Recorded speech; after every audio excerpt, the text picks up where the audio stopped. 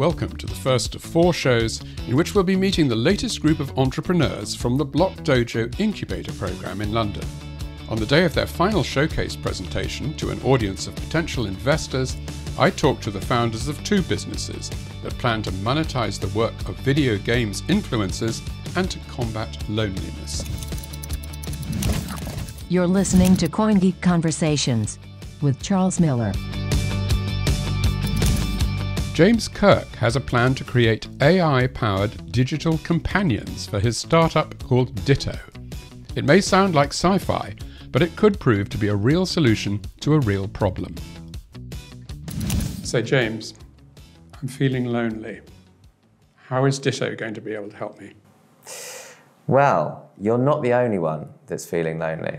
We are actually in a global epidemic of loneliness. It's been researched that over half of all UK adults felt either lonely some, most, or all of the time last year.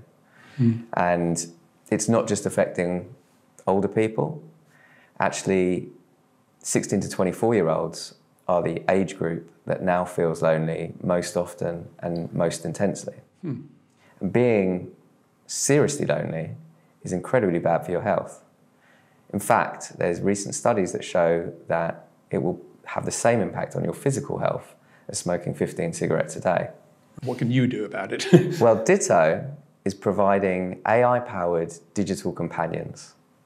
And Ditto is really all about helping people make more human-to-human connections, but also filling the gap when that's not possible. So, right, what is a digital companion? So a digital companion is essentially a AI-powered digital person. So it's going to take the form of an app to start with. So it will be able to sit on any smartphone or any tablet, and it will work on a voice note and text experience. So it will just be like having a chat with a friend on WhatsApp. So, okay, so supposing I'm using this thing and I'm feeling lonely, I'd say, hello, how's it going today or something? Or what would kind of happen? Well, immediately it will be able to provide companionship. And that's a massive thing by itself. When people are lonely by themselves, spending 95% of their day alone, just having somebody to talk to provides a huge amount of support. But what is the quality of the conversation going to be like? Because I don't want to be talking to one of those things that you get on telephones where they say, you now have 3 options. Do you want the A, B, or C? How much better than that is it going to be? Significantly better than that. Yeah, there's been some pretty serious leaps forward in AI over the last couple of years. And the technology has advanced so much that now it's very lifelike, very human-like. And having a conversation with Ditto will be very similar to having a conversation with a human being. But will it know if I say, oh God, did you hear what happened in the news today or something? Or what level of detail in the conversation will be possible? Very detailed. So Ditto will be connected to the internet. It will have real-time information on everything that's going on around the world. Most importantly, it learns about the person that's using it. It learns about their life. It learns about what they like and what they don't like. And how does it find that out? So it will ask you questions. It will provide that level of companionship. So it's not a one-way process like something like Amazon Alexa. It will proactively learn about your life. So it might say, what kind of music do you like or something? Very much so. It will ask you lots of questions about what you like and what you don't like. It will remember all of this. And eventually, it will start to match you up with other human beings around shared interests and experiences. And this is all about building people's social confidence. Because saying to somebody that is seriously lonely, just go out and meet more people, is not helpful. Loneliness is very often intertwined with other mental health issues like anxiety and depression. So by building people's social confidence, we can help them to actually get to a point where they feel ready to connect with other human beings. So would I have to subscribe to the service, or how's the business model? We're exploring a number of business models. Subscription services are certainly one that we're interested in. If you look at so similar apps in the market. Replica is probably the most well-known one. They work on a subscription model. And we would look to explore that. We're also working with a number of B2B clients. So we have letters of intent from London City College Group and also from Dorset Mind. And they would work with them on a B2B model where they would essentially pay a licensing fee and be able to pass Ditto on to their customers and the people that work within their communities for free. It sounds like the kind of thing where if you could get a pilot project going that worked very well, then everyone would be happy to pursue it. But it's going to take an awful lot to get this technology into a condition where you really want to expose it to people and have their views of it, I guess, isn't it? Well, the thing about AI is it is moving incredibly fast, and there is a huge amount of resources already available. I have a fantastic engineer that I'm working with called Aidan, who is an MA in machine learning and artificial intelligence. I have a professor at UCL, Dr. Ken Lee, who I'm also working with, who's been working at the intersection of AI and healthcare and has written over 80 papers on the subject. So we already have a very strong team, and we're going to be building out a custom language model which will focus specifically on companionship and mental well-being.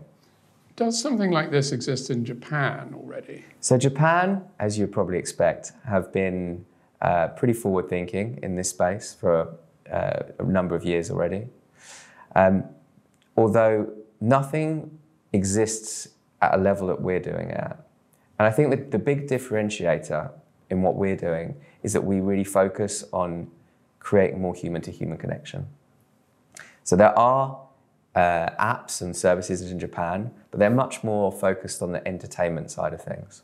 Is there going to be a resistance that you have to overcome from people thinking it's almost humiliating to have to kind of admit that I'm going to talk to a machine instead of having friends or whatever? Well, I think when you think about the alternative for a lot of people is chronic loneliness.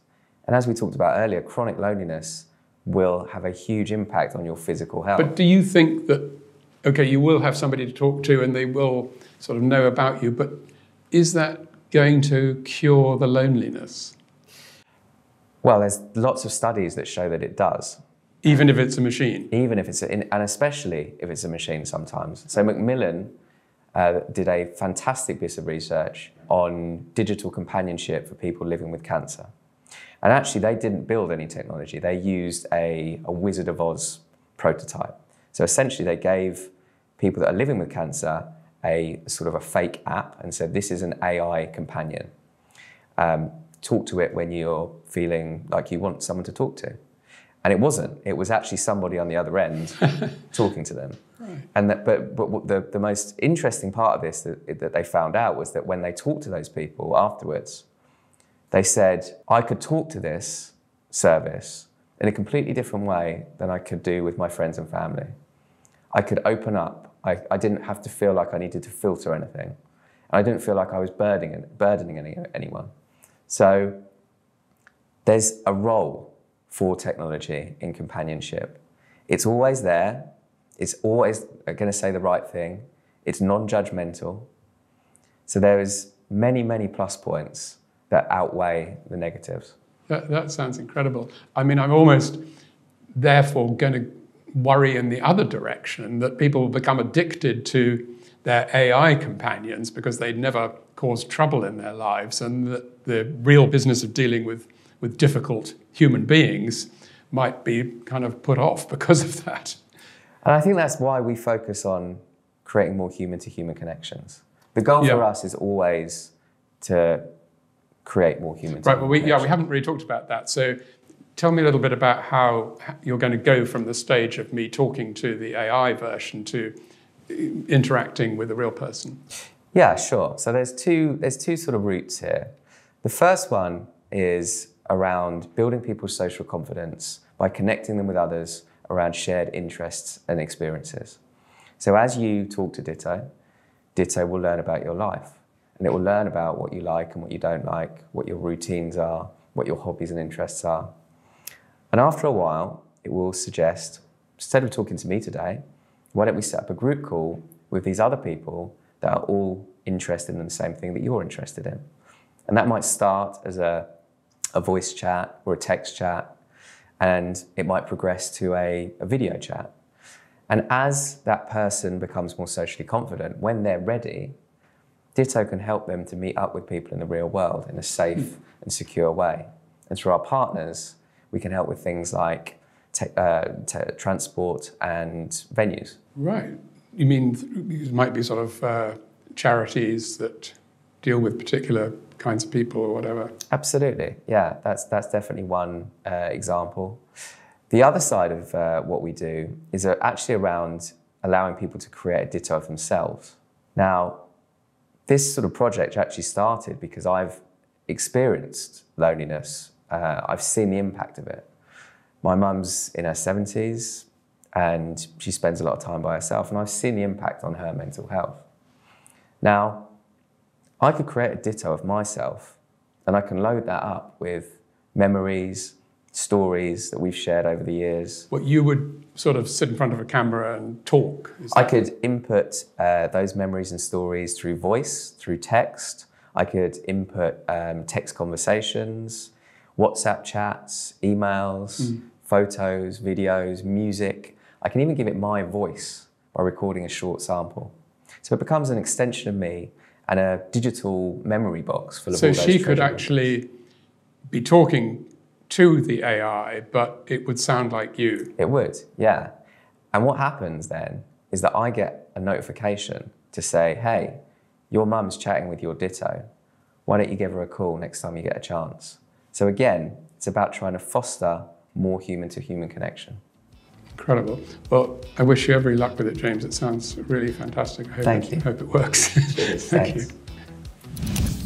Influencers in the video games market attract followers by their commentaries on games and tips about how to play them. Tristan O'Dwyer wants to monetize that market by rewarding its viewers with tokens. Okay, Vymt is a platform for social media influencers, specifically social media influencers who operate in the gaming sector.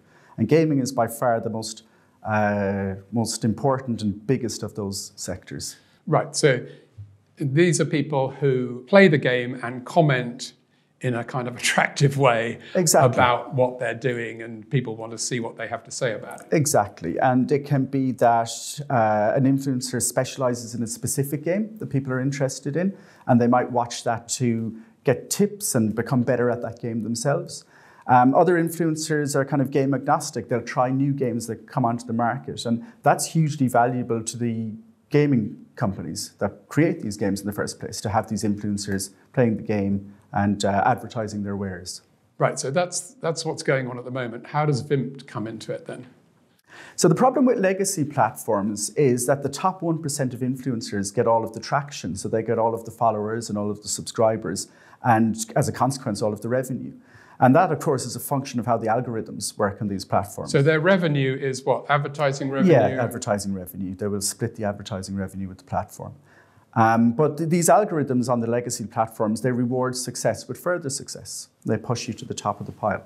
And it's very difficult then for that 99% to break through and gain the kind of critical mass following that they need to actually make a living from doing this. And so Vymt takes a different approach. So we actually reward the viewers with a blockchain-based token for discovering and following new talent. So if I come onto Vymt as a viewer, what would happen? Essentially, people mine tokens with their attention. I think that's a good way of explaining it. And the way we measure that is that a QR code pops up on the screen at random. Viewers have a second screen app, the Vymt second screen app, and that also contains their crypto wallet. When they see a QR code pop up on the screen, they scan the QR code. And in the background, we've got an AI which is analyzing the context of the video. And that can create either a multiple choice question, it could be an opinion poll, a feedback survey, based on the context of what is happening in the video. And if you answer that, then you're rewarded with a token. And it's the random nature of the way we insert the QR codes that ensures that people move around the platform finding new influencers. Right, so you'll put these things on people who are not necessarily having a big audience. Exactly, yes. Well, it's random.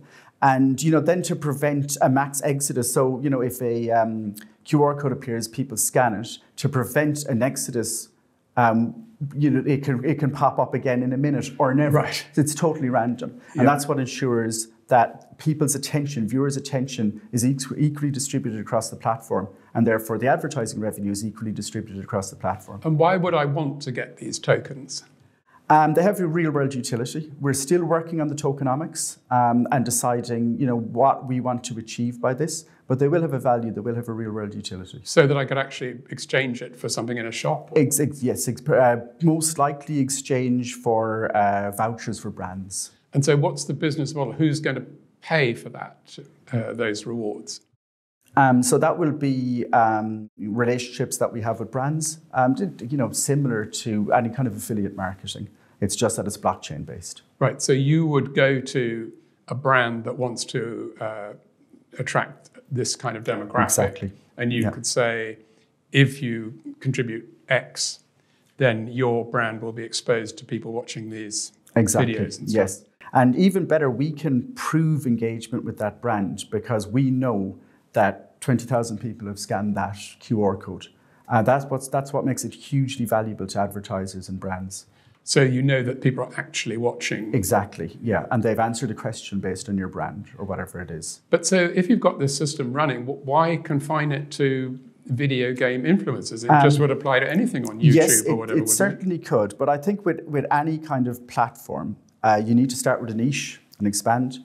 The classic examples are Facebook started off for university students, became bigger. eBay apparently began as a way to trade Pez dispensers. I don't know how true that is, but somebody did tell me that. It's the idea of starting with a niche and expanding. Right, okay, so you do have in mind a sort of bigger picture. Absolutely, yeah. And so what's going to be the hardest thing about this? What's going to be the biggest challenge, do you think, in getting this business model rolling? Sure, it's going to be attracting influencers to the platform, because the influencers then in turn attract viewers. And but the influencers they've just got everything to gain, haven't they? I mean, sure, why would they not want to take part? Well, it's a kind of a fear of the unknown. But but it does have a network effect. The first 10 or 20 influencers get on there, it will build that network effect.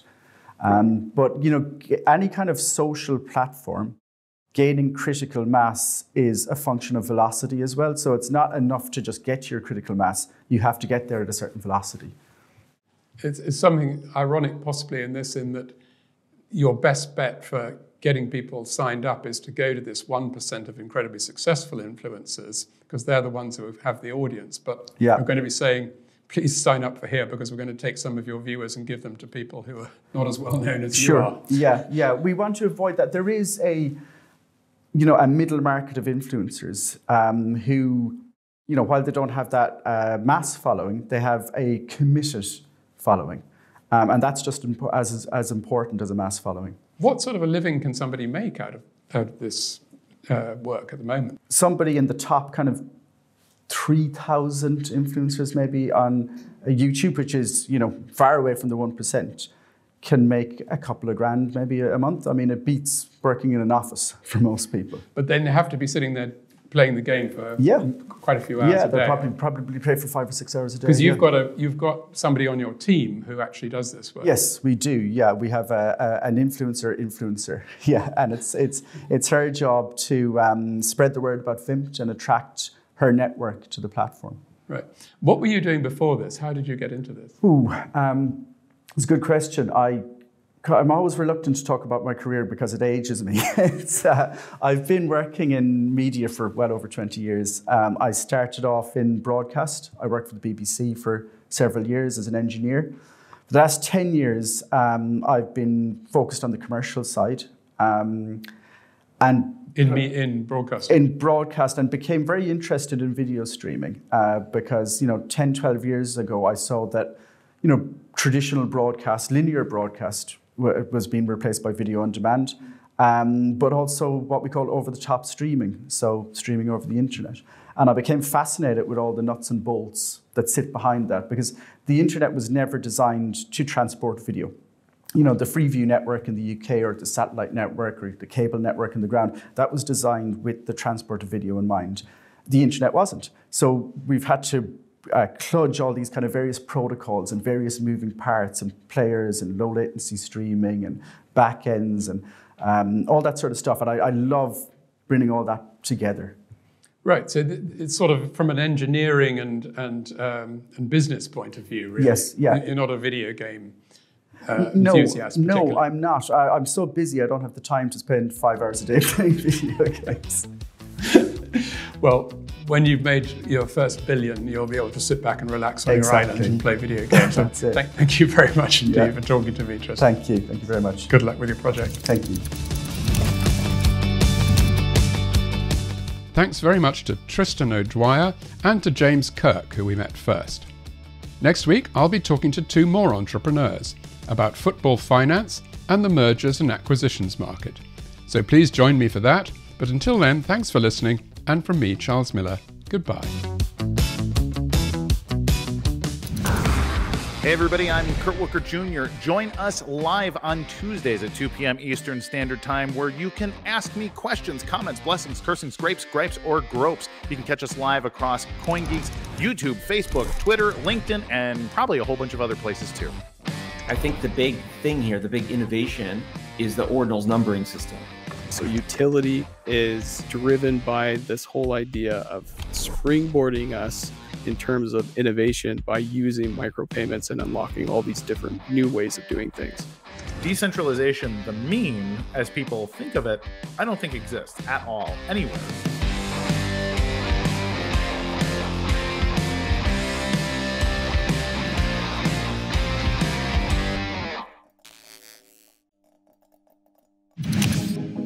Bitcoin mining, Bitcoin wallet, blockchain, stablecoins, MetaNet, the evolution of money. Everybody is talking about Bitcoin today, but what exactly is it? Learn the basics from experts. Learn what Bitcoin is, how it works, and why it matters. Blockchain 101, your ultimate guide to the fundamentals of blockchain.